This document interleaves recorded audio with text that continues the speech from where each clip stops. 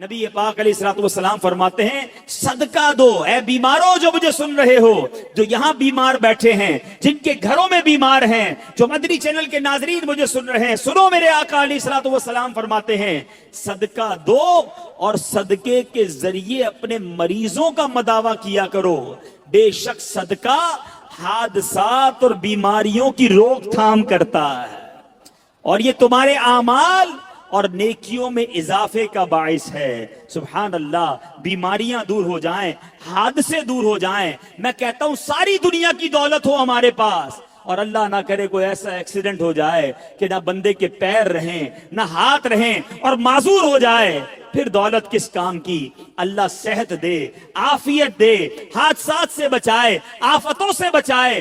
بے شک زندگی میں پیسے تھوڑے ہوں، اس سے بڑی کون سی نعمت ہے؟ تو اے میرے میٹھے اسلامی بھائیوں، اگر آپ حادثات سے بچنا چاہتے ہیں، بیماریوں سے بچنا چاہتے ہیں، آپ مصیبتوں سے بچنا چاہتے ہیں، صدقہ دینے کی عادت اپنائیں، صبح و شام صدقہ دینے کی عادت اپنائیں۔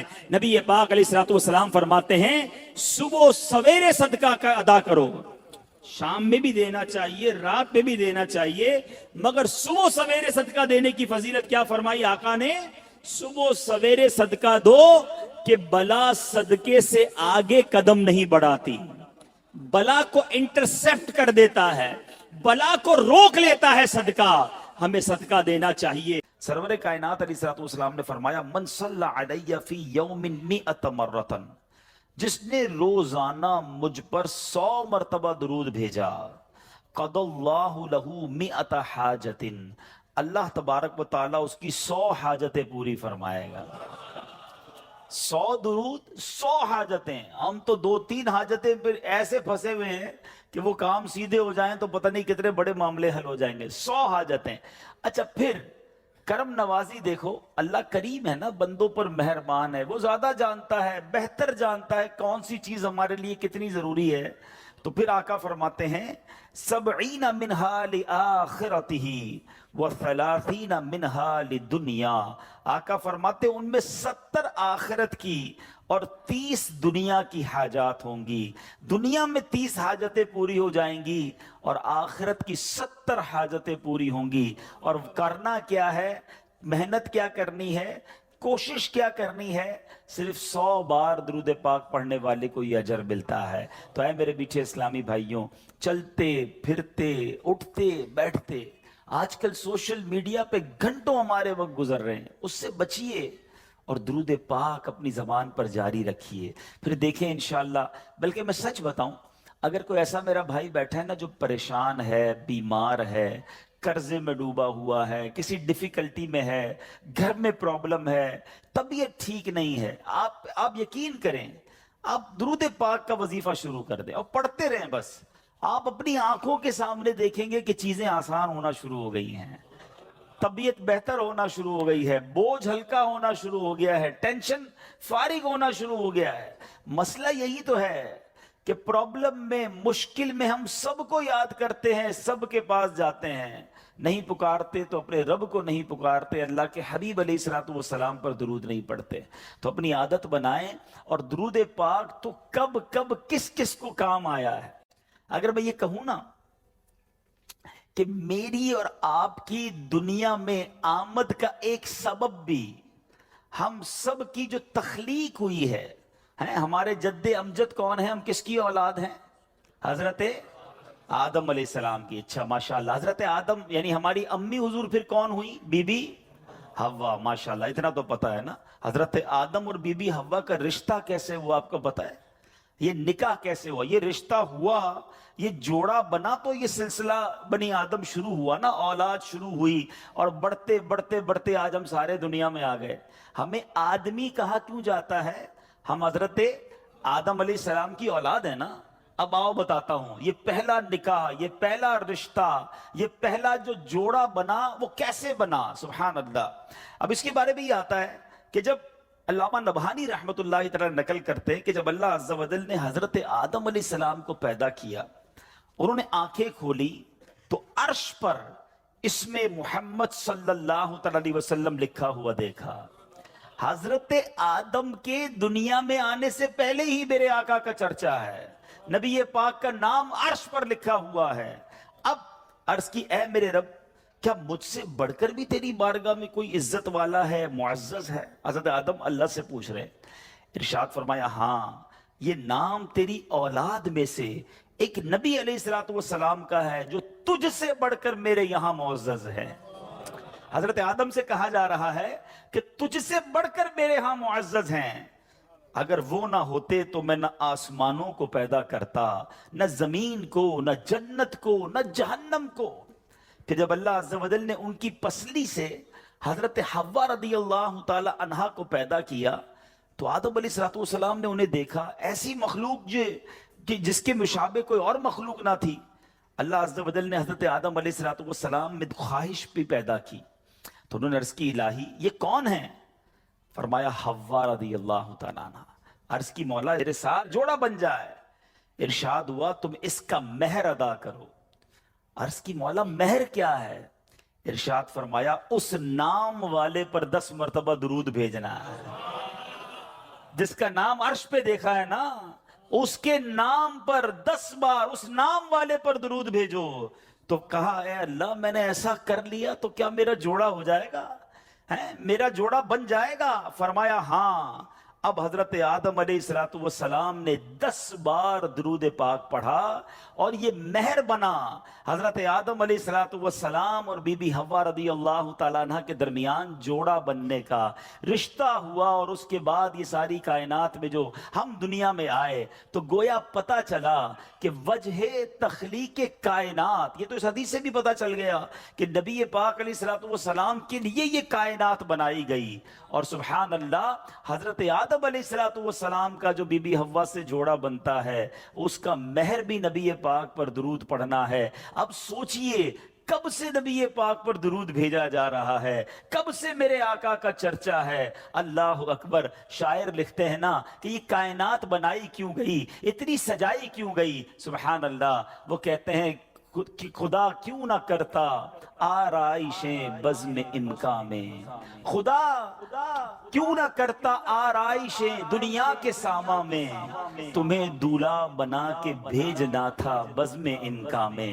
یہ ساری کائنات ہی سجائی گئی ہے نبی پاک علیہ السلام کے لیے۔ مولانا حسن ادا خان صاحب لکھتے ہیں نا کونین بنائے گئے سرکار کی خاطر، کونین بنائے گئے سرکار کی خاطر، کونین کی خاطر تمہیں سرکار بنایا، ایسا تجھے خالق نے طرح دار بنایا، یوسف کو تیرا طالب دیدار بنایا۔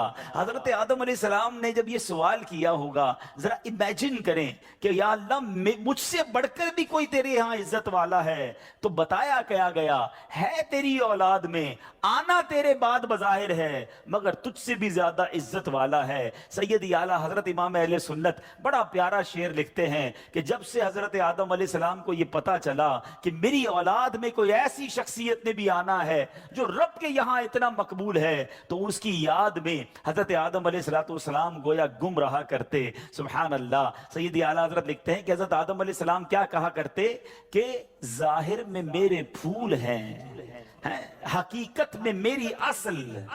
بعد میں آنے والا تنے کے تنا جو ہے اس کے بعد پھول آتا ہے نا، کہتے ظاہر میں تو میرے پھول ہیں، حقیقت میں میری اصل، اس گل کی یاد میں یہ صدا بل بشر کی ہے۔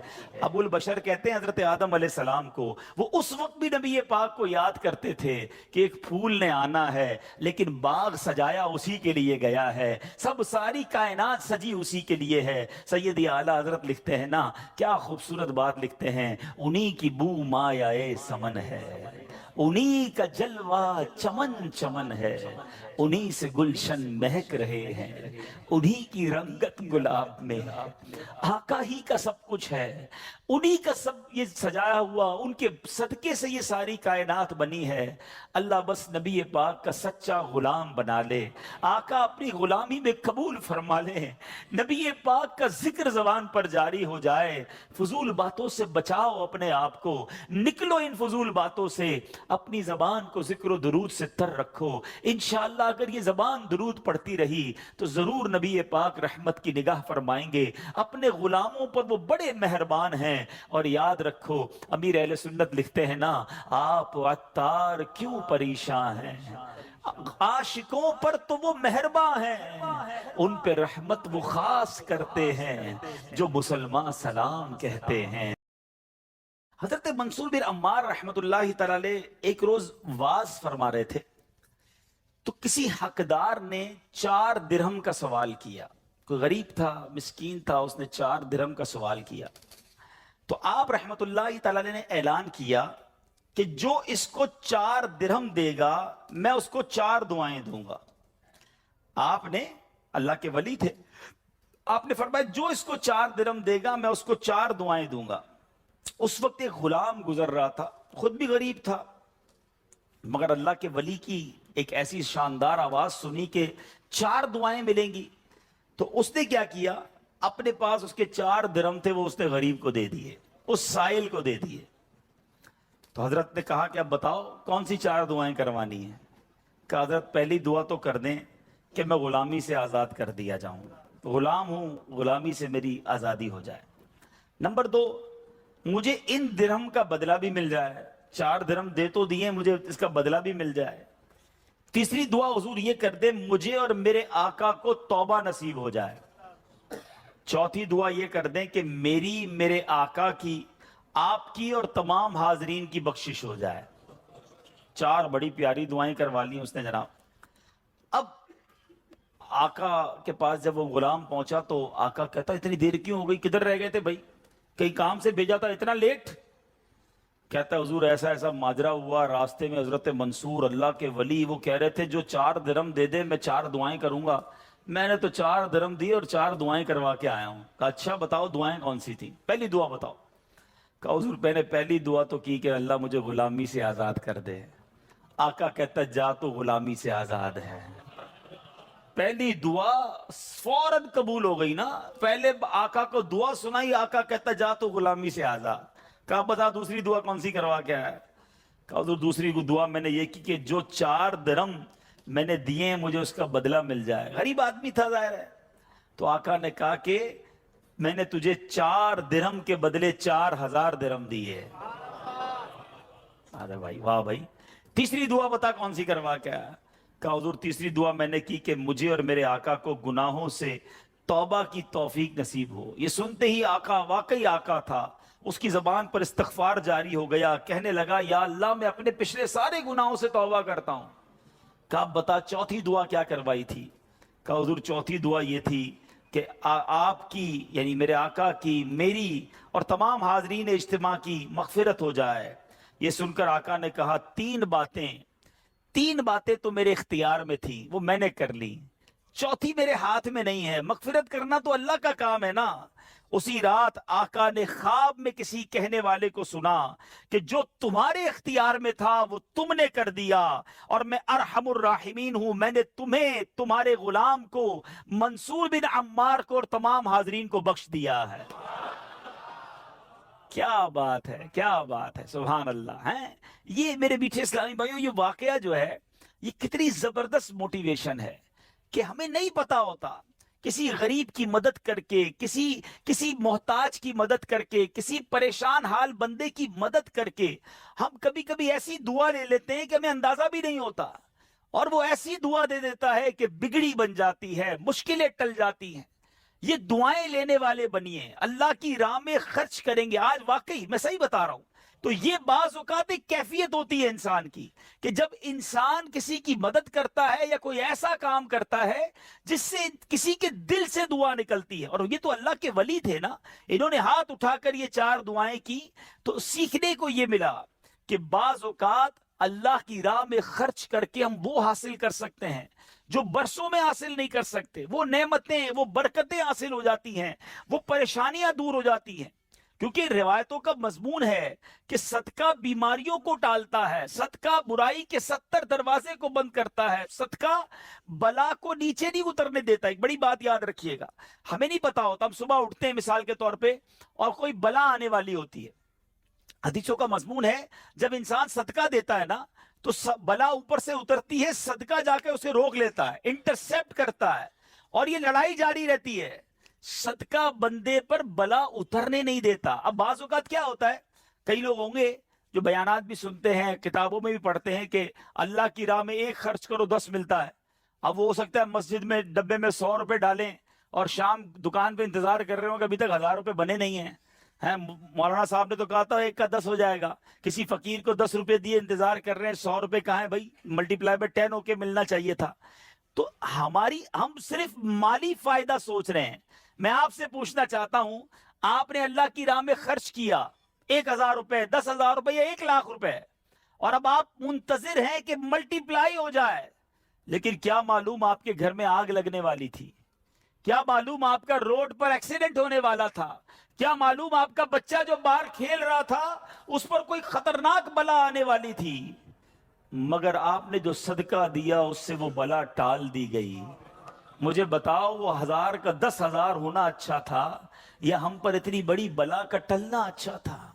تو ہمیشہ اللہ کی راہ میں صدقہ دیجئے، آپ یقین کریں آپ خوشحال ہو جائیں گے، آپ کی مشکلیں آسان ہوں گی۔ مگر دوبارہ وہی بات کروں گا کہ نیت اچھی ہو، صدقہ دیتے وقت، خرچ کرتے وقت، کسی کی مدد کرتے وقت احسان نہ جتانا۔ یاد نہیں تجھے تیرے بچے کی شادی میں نے کرائی تھی؟ بھول تو نہیں کیا قرضہ میں نے دیا تھا؟ ہاں تو ریڈی لگاتا تھا، میں نے تجھے جناب دکان کا کرایہ دیا تھا۔ یہ احسان جتا کر تو صدقہ ضائع ہو جائے گا۔ یا ایھا الذین آمنوا لا تبطلوا صدقاتکم بالمن والاذی، اے ایمان والو اپنے صدقے ضائع نہ کرو احسان جتا کر، تکلیف پہنچا کر۔ تو کچھ لوگ صدقہ دیتے بھی ہیں، مدد کرتے بھی ہیں، پھر ساری زندگی جتا رہے ہوتے ہیں۔ تو یہ بربادی ہے، یہ نہ کریں۔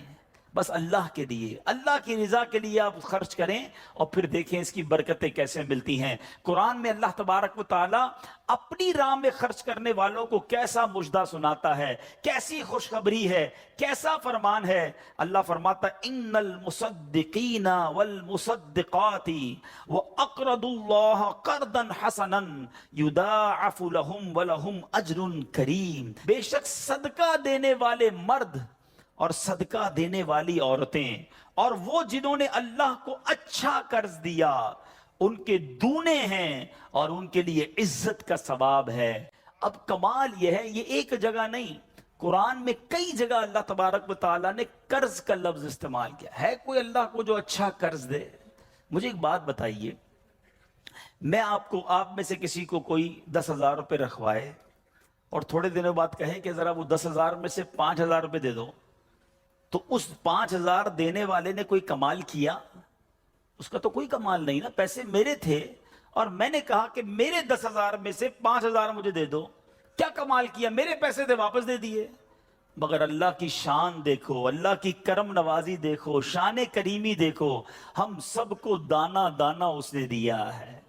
ہم تو پیدا ہوئے تھے، کپڑے بھی جسم پر نہیں تھے، کھانے کو اس نے دیا، پہننے کو اس نے دیا، گھر اس نے دیا، مال اس نے دیا، سب اس نے دیا، مگر جب اس کی راہ میں خرچ کرنے کی باری آتی ہے تو کہتا ہے، فرماتا ہے قرآن میں ہے کوئی جو اللہ کو اچھا قرض دے؟ اللہ کا مال ہے، ہم نے کیا کمال کرنا تھا؟ ہم خرچ کرتے، وہ کچھ بھی نہ دیتا اس کے بدلے، پھر بھی اسی کا مال تھا۔ مگر مہربانی دیکھو، مال بھی وہ دیتا ہے، توفیق بھی وہ دیتا ہے، خرچ کریں تو ثواب بھی وہی دیتا ہے، عطا بھی وہی کرتا ہے۔ اور علماء نے بڑی زبردست اس میں ڈیبیٹ کی ہے، مفسرین نے بحث کی ہے کہ جناب ان آیتوں میں قرض کا لفظ کیوں لایا گیا؟ اللہ اکبر ہے۔ فرمایا جب آپ اور میں، دنیا میں بندہ کسی کو قرضہ دیتا ہے نا تو امید ہوتی ہے یہ قرضہ واپس ملے گا۔ اگر امید نہ ہو تو پھر یہ قرض نہیں ہے، پھر تو تحفہ ہو جائے گا نا۔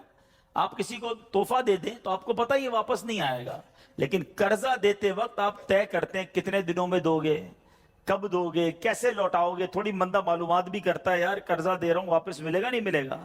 تو قرض کے جب بھی لفظ لون آئے گا، قرض آئے گا، اس کا مطلب یہ کہ یہ واپس ملنا ہے۔ تو اللہ نے قرآن میں گویا وعدہ فرما لیا ہے کہ تم جو میری راہ میں خرچ کرتے ہو یہ اللہ کو قرض دینا ہے، یہ تمہیں واپس ملے گا، یہ لوٹایا جائے گا اور زیادہ دیا جائے گا۔ تو ہمیں اللہ کی راہ میں خرچ کرتے وقت یہ ذہن رکھنا چاہیے۔ سبحان اللہ۔ اب بانٹنے سے کیا گھٹتا ہے؟ بڑی خوبصورت حدیث پاک ہے، ذرا سمجھیے گا۔ ایک بار حضرت عائشہ صدیقہ رضی اللہ تعالی عنہا سے مروی ہے کہ اہل بیت نے، نبی پاک کے گھر والوں نے ایک بکری ذبح کی اور پیارے آقا علیہ الصلوۃ والسلام تشریف لائے، بکری ذبح کی اور انہوں نے کچھ تقسیم بھی کر دی۔ حدیث کا مضمون ہے، نبی پاک آئے اور ارشاد فرمایا کہ اے عائشہ کیا بچا ہے؟ بکری کو کاٹا تھا، تقسیم کی، کیا بچا ہے؟ عرض کی گئی کہ حضور کاندھے کے سوا کچھ نہیں بچا ہے، کاندھے کا گوشت بچا لیا گیا ہوگا، باقی بانٹ دیا۔ نبی پاک نے ایک جملے میں ساری بات سمجھا دی، اگر آپ سمجھ جائیں۔ آقا نے فرمایا عائشہ کاندھے کے سوا سب بچ گیا ہے۔ بات آ رہی ہے سمجھ میں؟ کہا کیا گیا؟ حضور کاندھا بچ گیا ہے، کاندھے کے سوا کچھ نہیں بچا۔ اور نبی پاک نے فرمایا کاندھے کے سوا سب بچ گیا ہے، یعنی جو بٹ گیا ہے وہ بچ گیا ہے۔ یہ ذہن بنا لو کہ آج میں نے اور آپ نے جو اللہ کی راہ میں خرچ کیا وہی بچا ہے، ورنہ باقی تو ہم کھا کے ختم کر دیں گے نا۔ اگر ہم مر جائیں گے تو یہ پیسے تو بچوں کے وراثت میں چلے جائیں گے۔ میرے لیے کیا بچا ہے؟ میرے لیے وہی بچا ہے جو میں نے آگے بھیج دیا ہے، جو بانٹ دیا ہے، جو خرچ کر دیا ہے۔ عقل اگر آ جائے ہمیں، اللہ کرے کہ ہمیں اس بات کی سمجھ آ جائے کہ آج اگر خوشحالی ہے، آج اگر مال جیب میں ہے، بینکوں میں پڑا ہے، گھر خالی پڑے ہیں، یہ خالی پڑے رہ جائیں گے اور میں دنیا سے چلا جاؤں گا۔ اگر میں چاہتا ہوں یہ آخرت کے اکاؤنٹ میں جمع ہو جائیں، میں یہ پیسہ لے کر جنت میں جاؤں اور اس پیسوں کے بدلے جنت کی نعمتیں کما لوں، تو مجھے یہاں یہ اللہ کی راہ میں خرچ کرنا پڑے گا۔ اور یہ بات میں نہیں کہہ رہا، آپ اور میں یہاں رہنے والے بھی، یہاں بھی کمیٹی ڈالی جاتی ہوگی، بی سی ہوتی ہوگی کہ تھوڑے تھوڑے پیسے جس میں جمع ہوتے ہیں اور وقت پر مل جاتے ہیں، انسان کمیٹی ڈالتا ہے کہ یار کبھی برے وقتوں میں کام آئے گی، بچی کی شادی میں کام آئے گی۔ ایسا ہوتا ہوگا نا آپ کے یہاں بھی۔ اب میں آپ کو حدیث قدسی سناتا ہوں۔ حدیث قدسی ہے جس کا مضمون ہے اے ابن آدم اپنا مال میرے پاس جمع کرا دے۔ اللہ فرماتا ہے اے ابن آدم اپنا مال میرے پاس جمع کرا دے، نہ جلے گا، نہ ڈوبے گا، نہ کم ہوگا، میں تجھے اس دن لوٹاؤں گا جس دن تجھے ایک ایک نیکی کی ضرورت ہوگی۔ اور آج بھی صدقہ کیسی کیسی پریشانیوں اور بیماریوں کو دور کرتا ہے۔ اللہ اکبر۔ ایک اور ایمان افروز واقعہ سناتا ہوں کہ ایک بار حضرت عیسیٰ علیہ نبینا علیہ السلام کے زمانے میں ایک دھوبی تھا جو لوگوں کے کپڑے آپس میں تبدیل کر دیتا تھا، یعنی لوگوں کے کپڑے ملا دیتا۔ لوگ بڑے پریشان تھے اس سے۔ تو لوگوں نے حضرت عیسیٰ علیہ السلام کو اس کے متعلق بتایا، تو آپ نے اللہ عز و جل کی بارگاہ میں دعا کی کہ اے اللہ اس کو ہلاک فرما دے۔ اللہ کے نبی نے ایک ایسے شخص کے لیے دعا کی کہ یا اللہ اس کو ہلاک کر دے، تیرے بندے اس سے بڑے پریشان ہیں۔ ایک روز وہ دھوبی بالکل اسی معمول میں نکلا، اس کے پاس 3 روٹیاں تھیں۔ ایک سائل آیا، ایک فقیر آیا اور اس نے کہا کہ اللہ کے لیے مجھے روٹی دے دو۔ تو آپ نے اس دھوبی نے ایک روٹی اس سائل کو دے دی۔ سائل نے دعا دی کہ اللہ تعالیٰ تجھ سے آفات سماویہ کا شر دور کر دے، آسمانی بلاؤں کو دور کر دے۔ دھوبی بڑا متاثر ہوا، بڑی پیاری دعا دی، ایک اور روٹی بھی دے دی۔ اس سائل نے دعا دی کہ اللہ تعالیٰ تجھے جملہ آفتوں سے محفوظ رکھے۔ اس نے تیسری روٹی بھی دے دی۔ اب اس سائل نے دعا دی اللہ تجھے توبہ کی توفیق عطا فرمائے۔ اب اس دوران ایک بڑا سانپ اس کی گٹھڑی میں داخل ہو چکا تھا، کیونکہ حضرت عیسیٰ نے دعا کی تھی اس کو ہلاکت کی۔ ایک بڑا سا سانپ جو ہے اس کی کپڑوں کی گٹھڑی میں داخل ہو چکا تھا۔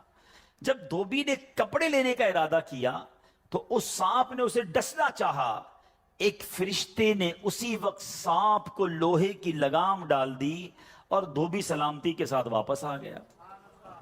لوگوں نے حضرت عیسیٰ علیہ السلام سے کہا کہ یا روح اللہ آپ نے دعا کی تھی، یہ بندہ تو ایسے ہی ہٹا گھٹا گھوم رہا ہے، بالکل ٹھیک، کچھ مسئلہ ہی نہیں ہوا اس کے ساتھ، سلامت۔ تو آپ نے اس دھوبی کو بلایا, بتا تو نے کون سی ایسی بھلائی کی ہے, میں نے تیری ہلاکت کی دعا کی اور تو بالکل سلامت گھوم رہا ہے. وہ کہتا حضور میں نے 3 روٹیاں صدقہ کی ہیں. اتنے گناہ, اتنی خطائیں, سارا شہر پریشان, مگر جب صدقہ کیا 3 روٹی کا, آپ نے اس سانپ سے پوچھا کہ تو نے قتل کیوں نہیں کیا, تیری تو ڈیوٹی تھی نا. تو سانپ کہتا ہے اے اللہ کے نبی, اللہ نے آپ کی دعا تو قبول فرما لی, مجھے ہلاک کرنے کے لیے بھیج بھی دیا, مگر جب اس دھوبی نے ایک سائل کو صدقہ دیا تو ایک فرشتے نے مجھے لوہے کی لگام ڈال کر روک لیا. اب وہ دھوبی بھی سارا واقعہ سن رہا تھا کہ اتنے گناہ ہیں, سامنے ایک چھوٹا سا صدقہ کیا, میری ہلاکت رک گئی. اس دھوبی نے بھی توبہ کر لی, اپنے گناہوں سے تائب ہو گیا. کیا سیکھنے کو ملا؟ صدقہ بلاؤں کو ٹالتا ہے, صدقہ مصیبتوں کو ٹالتا ہے, صدقہ عمر میں برکت لاتا ہے. ایک بار حضرت داؤد علیہ نبی علیہ الصلوۃ والسلام کے پاس ایک شخص تھا, اور وہ حضرت ملک الموت آئے اور اس کو بڑا گھور کے دیکھنے لگے. تو تھوڑی دیر کے بعد ملک الموت تو چلے گئے, تو آپ نے, اس شخص نے کہا کہ حضور یہ کون تھا جو مجھے گھور رہا تھا؟ آپ نے کہا ملک الموت تھے. ملک الموت سے پوچھا کہ تم کیوں گھور رہے تھے؟ کہا کہ یہ بندے کی اب 3 دن زندگی رہ گئی ہے, اب 3 دن کے بعد یہ دنیا سے چلا جائے گا. تھوڑے دن ہوئے تو وہ بندہ گھوم رہا ہے, پھر رہا ہے آپ کے سامنے. ملک الموت آیا, آپ نے کہا تم نے تو کہا تھا 3 دن میں اس کی روح قبض کرنی ہے, تو بالکل ٹھیک ہے, کوئی مسئلہ ہی نہیں. کہا حضور 3 دن ہی باقی تھے, میں نے روح قبض کرنے پہنچنا تھا, جس دن پہنچنا تھا اس دن یہ بندہ گھر سے باہر نکلا. ایک غریب نے صدا لگائی, ایک فقیر نے پکارا, اس نے 20 درہم اس کو دیے, اس فقیر نے اس کو دعا دی, اللہ نے وہ دعا ایسی قبول کی کہ ہر درہم کے بدلے اس کی عمر میں 1 سال کا اضافہ فرما دیا. 20 سال عمر بڑھ گئی ہے اس کی. اب ذرا سوچئے میٹھے اسلامی بھائیوں, ایسے کئی واقعات ہیں, کئی باتیں بتا دی جاتی ہیں, کئی باتیں پتہ نہیں ہوتی. ہو سکتا ہے ہماری بھی آخری وقت آنے والا ہو, اللہ نے کسی کی دعا سے بڑھا دیا ہو, ہمارا بھی کوئی برا وقت آنے والا ہو, کوئی اللہ نے نیکی کروا دی, ہم بچ گئے ہوں. تو کرتے رہا کرو نیکی, جچاؤ نہ, دکھاؤ نہ, بتاؤ نہ, کرتے رہا کرو. اللہ کریم ہے, وہ نیکوکاروں کا اجر ضائع نہیں کرتا, وہ ضرور عطا فرماتا ہے. اور کیسے عطا فرماتا ہے؟ ایسے ایسے واقعات ہیں کہ سنے تو ایمان تازہ ہو جاتا ہے. مثال کے طور پہ حضرت سیدنا حبیب عجمی رحمت اللہ تعالی علیہ کے دروازے پر ایک سائل نے دستک دی, تو آپ کی زوجہ محترمہ جو ہے وہ آٹا گوندھ کے رکھا تھا اور پڑوس سے آگ لینے گئی تھی. پہلے زمانے میں لکڑی وغیرہ آگ کے لیے لینی ہوتی تھی. آٹا گوندا ہوا تیار تھا, آپ نے وہی آٹا اٹھایا اور اس سائل کو دے دیا. آپ کی زوجہ آئیں کہ آٹا کدھر گیا؟ کہ غریب آیا تھا, اس کو ضرورت تھی, میں نے گوندا ہوا آٹا دے دیا. بولے بہت اچھا کیا, مگر ہم نے بھی تو کھانا ہے نا, ہمارے لیے تو کچھ نہیں چھوڑا, آپ نے سارا ہی دے دیا. اب تھوڑی دیر ہوئی تو کیا ہوتا ہے کہ دروازے پر دستک ہوتی ہے. ایک بندہ ایک بہت بڑا تھال لے کر پکی ہوئی روٹیاں بھی لاتا ہے اور سالن بھی لاتا ہے.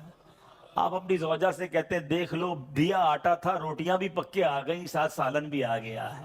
تو یہ بلیف ہوتا تھا, اللہ والوں کا یقین ہوتا تھا کہ یہ خرچ کیا ہے, یہ ملنا ہی ملنا ہے. اللہ کرے کہ ہم اللہ کی راہ میں بس خرچ کرنے والے, صدقہ دینے والے, اللہ کی راہ میں دل کھول کر خرچ کرنے والے بن جائیں. ڈھونڈیے, آپ کے پڑوس میں کوئی پریشان ہوگا, تلاش کیجئے آپ کے رشتہ داروں میں کوئی غریب پریشان ہوگا, آپ کے دوستوں میں پریشان ہوگا. اچھا ایک اور بات بتاؤں, جو واقعی صحیح معنوں میں سفید پوش ہوتے ہیں نا, وہ بولتے نہیں ہیں کسی کو.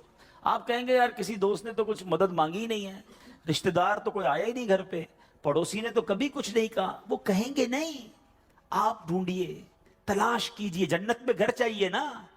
مثال دیتا ہوں, آپ کو کوئی یہ کہے کہ جناب کسی پریشان حال کو ڈھونڈ کر 1000 روپے دو اور اس کے بعد فلاں بینک سے 1 لاکھ روپے لے لو, تو پھر پریشان حال فوراً مل جائے گا. سیدھا ابھی ڈھونڈتا ہوں جناب 1000 کیوں, 2000 دوں گا تو 2 لاکھ نہیں ملیں گے. تو بندہ یہ کہے گا نا, تو آپ کو سامنے نفع نظر آئے تو سب پریشان حال بھی مل جائے گا. اللہ کے بندوں, جنت میں محل کا وعدہ ہے, ڈھونڈیے نا. آپ کے غریب رشتہ دار پریشان ہوں گے, کسی کی بچی کی شادی ہونے والی ہوگی, کوئی بیچارہ گھر میں اچھا کھانا نہیں کھاتا ہوگا, چلے جائیں اس کے گھر اور اس کی کچھ مدد کر کے آئیں. اور ایک اور بات بھی بتا دوں, بعض اوقات جب یہ پریشان حالوں کی پریشانیاں دور کرنے کی بات ہوتی ہے نا، تو بندہ سمجھتا ہے یار یہ پیسے سے ہی دور ہوگی، میں تو ہوں ہی غریب. تو یہ بھی نہیں ہے. ہر پریشانی پیسے سے دور نہیں ہوتی. اگر پریشانیوں کا حل پیسہ ہوتا تو دنیا میں کوئی مالدار پریشانی نہ ہوتا. اس کو پریشانی آتی، پیسے خرچ کرتا، پریشانی دور کر دیتا. ایسا نہیں ہے. ہر پریشانی کا مداوا، ہر پریشانی کا سولوشن پیسہ نہیں ہے. آپ کو یہ نہیں کہا گیا کہ جو مالی مدد کرے گا اسے جنت میں محل دیا جائے گا. جو کسی مسلمان کی پریشانی دور کرے، بعض اوقات حوصلہ دینے سے پریشانی دور ہو جاتی ہے، ہمت دلانے سے پریشانی دور ہو جاتی ہے. یار گھبرانا نہیں، میں تمہارے ساتھ ہوں، ٹینشن مت لینا، میں بیٹھا ہوں. بیمار ہے، اس کے گھر چلے گئے، تھوڑی دیر اس کے ساتھ بیٹھے، اسے ڈاکٹر کے پاس لے گئے. کسی کا بیچارے کا کوئی معاملہ ہے تو ساتھ جا کر وہ معاملہ حل کروا دیا. یہ کبھی کبھی کچھ اچھے میٹھے بول بھی پریشانی دور کر دیتے ہیں. لیکن ہمیں اچھے بول بھی تو آنے چاہیے، مسکرانا بھی تو آنا چاہیے، حوصلہ دینے بھی تو آنا چاہیے. سیدی اعلیٰ حضرت امام اہل سنت کمال کی بات لکھتے ہیں. آپ فرماتے ہیں شربت نہ دیں نہ دیں، کریں بات لطف سے.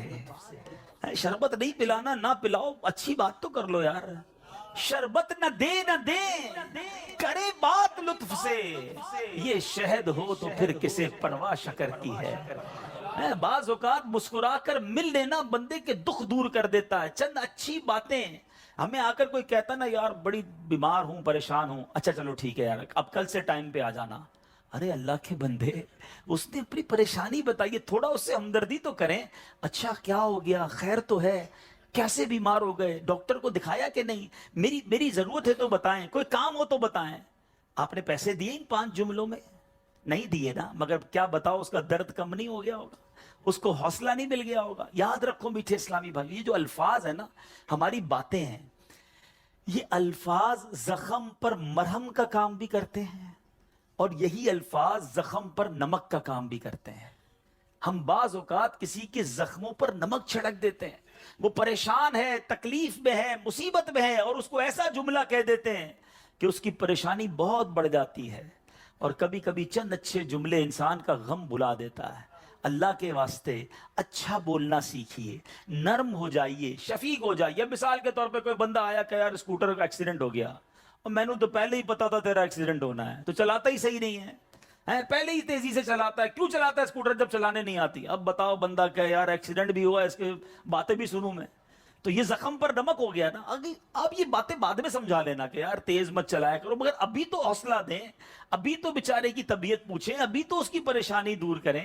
تو ایسی بہت ساری مثالیں ہیں کہ جب بھی ہمارے پاس کوئی پریشان حال آئے نا تو اسے اچھی بات کریں، حوصلہ دیں، پریشانی دور کریں. تو انشاءاللہ میں بھی کوشش کرتا ہوں، آپ بھی کوشش کریں کہ انشاءاللہ رجب میں ضرور کسی کی پریشانی دور کریں گے انشاءاللہ. اب یہ سینکڑوں اسلامی بھائی یہاں بیٹھے ہیں، ہم سب ایک ایک کی پریشانی دور کریں گے تو ہزاروں مسلمانوں کی پریشانیاں دور ہو جائیں گی نا. یہ اسلام کی بیوٹی ہے، یہ اسلام کی خوبصورتی ہے کہ مسلمان کی مدد کرے، اس کی پریشانی دور کرے. مالی پریشانی ہے تو دور کریں، جسمانی پریشانی ہے تو دور کریں. بعض اوقات فقط مورل پریشانی، پریشان ہوتا ہے، اکیلا ہوتا ہے، تنہا ہوتا ہے، مایوس ہو گیا ہوتا ہے، آپ اٹھا دیں اسے، ہمت دے دیں، وہ اگلا کھڑا ہو جاتا ہے. تو ہمیں یہ کام کرتے رہنا چاہیے. تو بہرحال آج کے اس مختصر سے بیان میں جو میں نے چند باتیں قرآن و حدیث کی روشنی میں، بزرگان دین کے واقعات کی روشنی میں آپ کو بتائیں کہ اللہ کی راہ میں خرچ کیجئے، دل کھول کر خرچ